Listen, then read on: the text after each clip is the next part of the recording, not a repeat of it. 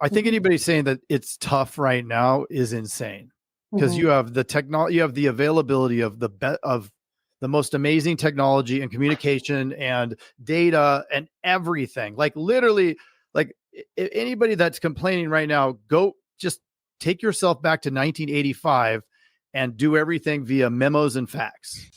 Insurance dudes are on a mission to escape being handcuffed by our agencies. How? By uncovering the secrets to creating a predictable, consistent, and profitable agency sales machine. I am Craig Pretzinger. I am Jason Feldman. We are agents. We are insurance dudes. How can we ensure, like once we hire someone, how can we ensure in a remote work environment to have success? How do you make it a win-win for both parties?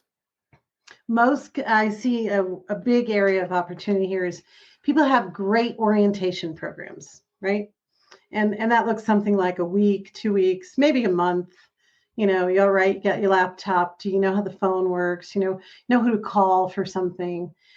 But it's not a true onboarding plan. 6 months is the minimum cadence to really assimilate and onboard somebody to your organization. Who are the clients, what to do, where to go, how to get certain things. 6 months. We can send you this. We also have a kind of do-it-yourself 6-month guide to onboarding. And it's filled with things that you might think are silly, but like when you make an offer, send an offer gift to the person you made an offer to. Send a note to their house. That time before the person accepts the offer and actually starts is a really tricky time. How do you keep them close to you so they don't ghost you? Have you heard of ghosting, gentlemen? No, never. What's that? Just kidding. Yeah. We're in the insurance business. Yeah. I mean, we've had people go to lunch and then that was it. That's the move. That's the move. Yeah. Well, I've had it happen twice. It's unreal. It's crazy that people, I mean, I could never imagine doing it. It's insane. Happening in every industry. So you make an offer, your Sally's going to start on Monday the 30th. And you know what? There's no Sally, So that's a really critical time. The first 30 days are also a critical time because statistically, most people you bring on board are still interviewing. Oh, yes. Well, Craig and I have talked about that so much. Yep. Yeah, they're still interviewing. They're still interviewing with other firms. So they haven't even made a commitment to you. Yep. That's why it's so important. Like in our world, it's so important for us to focus on their success and to be very clear about what does success look like and show them the path to get there and for them to actually achieve that goal. Because if we can get them to, in their mind, achieve success, then you win, right? You do win. You win. And if you said it earlier, and you didn't know you said it, but the number one reason people work is for their families. So if you figure out what's important to the people who work with you, like what's going on, is it the ballet? Is it the hockey rink?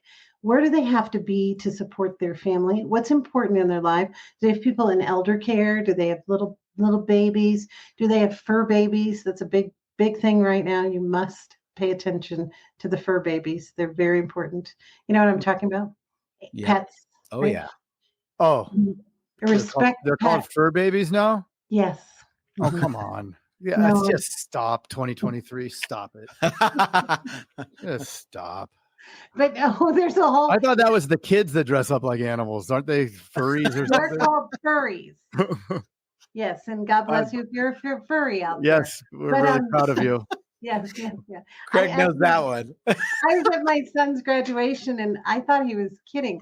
And there, but hey, anything goes these days. That's right. It was an education. Right. I want to be a tree.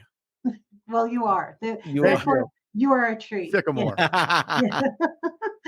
But anything goes, but you've got to pay attention to what's important to them. If you don't, you're going to lose them and somebody else will. I had a great person on my podcast that's called Dare to Care in the Workplace. She was the chief people officer of a huge multi-billion-dollar oil and gas company. She had just left because they were just acquired by another firm. She said, you know what, Kath, what I've learned is if we do not provide what our people need, they'll just go find someone else to provide it for us. 100%. And so isn't it simple? It's just like right. I mean, that's not earth shattering. Yeah. Right. But it's hard because what I find, gentlemen, is that we're in this pissed off state that it used to be easier. Now there's all these things we have to accommodate. But you know what? In order to win, we have to move a little bit closer to where we're going. We don't have to give it all up because we matter too. We get to decide because we're the owners, right? We own the company. But if you want to have the workforce of the future, flexibility, trust, remote, hybrid, don't be cheap. Come on, let's not be cheap with people. Gas is still expensive in California. God bless you. I was just there. God bless. There's a lot. $7 a gallon. What in God's it's like name? Hawaii. It's the same as Hawaii. It's crazy. And it's not the same as Hawaii, right? Like, why does it cost that much? What is going on in California with the gas? It's crazy. But the food prices are insane too. So when you're making compensation decisions, go to the grocery store and think of making $50,000 a year and feeding a family of 3. Right. It's just so funny that our brain, when costs when costs go up, we think of cutting back. Like that's our first instinct, instead of, well, if we have a team of, let's say, 4 people and costs have gone up, we all need to increase the pay, and let's say expenses go up 25%. It's like counterintuitive, right? It's like, what tools can we give them so they can do more in the same amount of time? Right. Like we were talking about ChatGPT or any of these new tools that are coming out to help them, and then they start to feel more successful, right? Because now they're doing a lot, and now you can increase the pay. It's a win-win for everybody. Yeah. I think anybody saying that it's tough right now is insane, because you have the technology, you have the availability of the most amazing technology and communication and data and everything. Like literally, anybody that's complaining right now, go just take yourself back to 1985 and do everything via memos and fax. Right? No, thank you. I don't know how like insurance policies were handwritten and mailed in. I couldn't mailed it in. I wouldn't have done. There's no way I would have done that. That's crazy. Yeah, we have to. It's called, evolution, right? We have to move with the technology, move with the times, and we can choose some things, but when it comes to your people, you gotta ask them what they need. But you made a really great point. Like during the pandemic in my company, and I'm not an insurance company, but in my company, what we all did is we got together and we put together a plan. What do we need to do? What costs might we decrease? What tools do we need?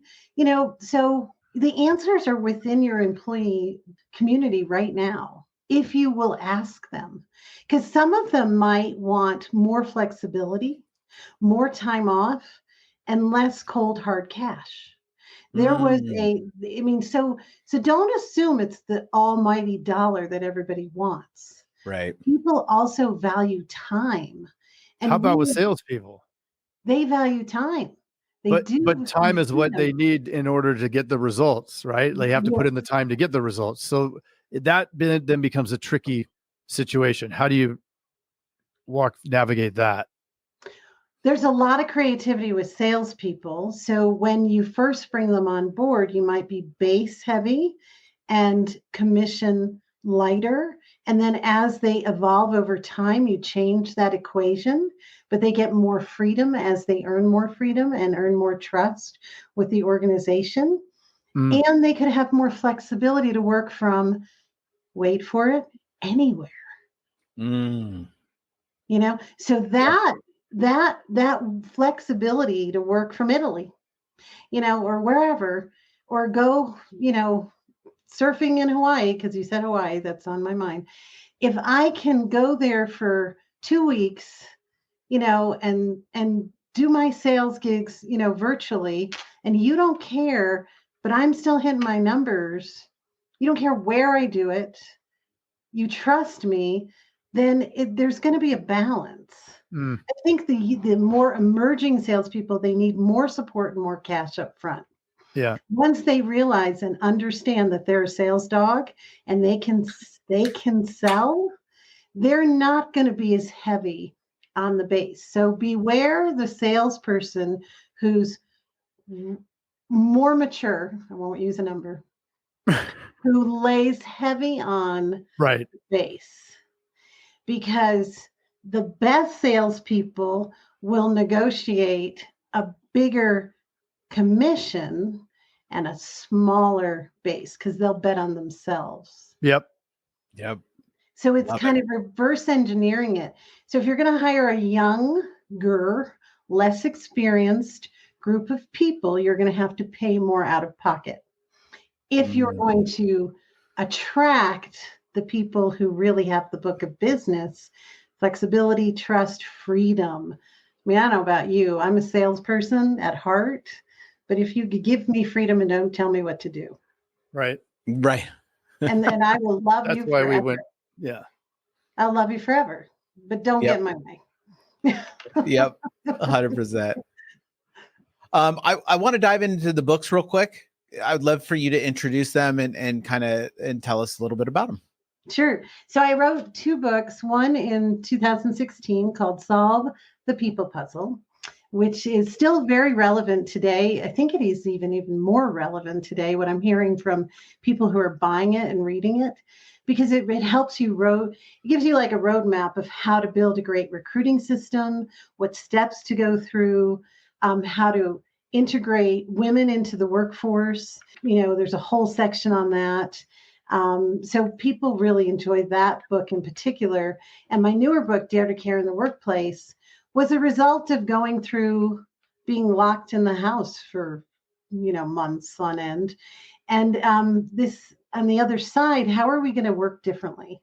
So the Dare to Care in the Workplace is a little smaller book, but it's about how the employee and the employer have to change in the new way we work. Because if both audiences don't change just a little bit and meet closer in the middle, it's never going to work. I mean, I hear people come back to the office, return to office work policies, just because I'm your leader and I can tell you what to do. Right. And that's not working. Like, we're seeing it in the data. If you do that, 30% of your people will say, sayonara. The number, if you look at the job numbers, you ever look at the job numbers? Every day he does. What did you say?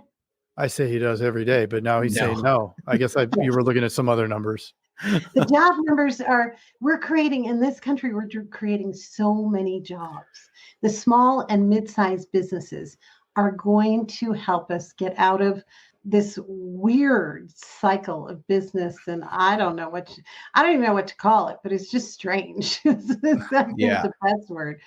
And we're creating jobs. It's like, we're not going to take it. We're going to still grow. We're going to be entrepreneurs and we'll figure out a way, and screw you, government. And sorry if you're listening, but I mean, we're going to do it. Especially the government. Sorry. We didn't mean that. Sorry. We didn't mean that. Her views don't represent the views of the insurance, the insurance dudes. Yeah. Oh, I love the government, especially here in California. They're the best. Oh, they're my favorite. Yeah, they're my favorite. I love them. I love them. They're smart. Almost knocked on the governor's door when I was there in wine country. Oh, I didn't. I stayed in wine country where I belong. Where I stayed. It was great. So both books are great. I've gotten good feedback. Dare to Care was an Amazon #1 winner, bestseller. And if you're going to buy one of them, buy that one because it'll give you a roadmap to move forward. Cool. Don't hang on to the way we used to be. This isn't a Barbara Streisand movie, ladies and gentlemen. We're not going back to the way Barbara. Bob. Babs. Hey, Bob. We're not going back. We're not going We are back. not going back. So awesome. So if anybody wants to reach out, how can they get a hold of you? So I'm Kathleen Quinn Vota, and I have a website that's KathleenQuinnVota.com. I also have a company, Talent Trust, which is spelled Talent Trust with one T in the middle.com. And you'll, if you just put my name in, you'll find me, and I'd be happy to be helpful. And in case you don't see her name, it's Kathleen, the regular way it would be spelled with a K, and then Quinn, Quinn. Last name is Votaw. You got Love it. Is there anything that we missed before you go? Oh, there's a lot, so you have to have me on again. Perfect. There's a lot more to talk about. You've been awesome. To Yeah. be continued. Yeah. I've been in business for a long time, and I've been helping people solve their people puzzles. So I'll join you again. So do you have Okay. a little deal. cliffhanger hook you can give them that to get them to come back to the next one that you're going to be on? We're going to talk about the employee experience and 8 steps you can take to make sure you're irresistible. Ooh. You know I would, honey. I love the That's awesome. Cool. I like the Thank you. insurance dudes. Well, you're an official dudette today. I'm a Like, dudette. Yeah. Yeah. Dudette. And hey, I wore pink for Breast Cancer Awareness Month. All right. I love it. There's Love pink it. somewhere on my shirt. It's kind of it's a pink hue.